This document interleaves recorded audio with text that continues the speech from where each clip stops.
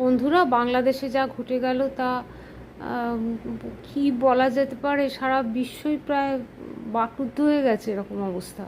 আন্দোলনটা কি প্রকৃতই ছাত্রদের ছিল, নাকি রাজনীতিতে যেমন হয় একজনকে ক্ষমতাচ্যুত করে আর একজন ক্ষমতায় আসার আন্দোলন ছিল, এবং তার মধ্যে সব রকম জড়িয়ে দিয়ে একটা ধ্বংসের চেহারা, ভাঙচুর, প্রাণ চলে যাওয়া।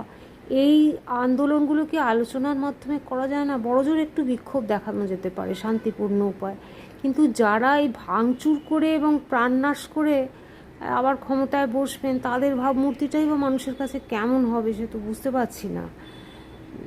আর এই যে ভাঙচুর আর ধ্বংসের যে ভীষণ ক্ষতি, তার মূল্য ঘোচাবে কে, কী করেই বা? সেটা তো কোনো মতেই আর ফিরে আসা সম্ভব না।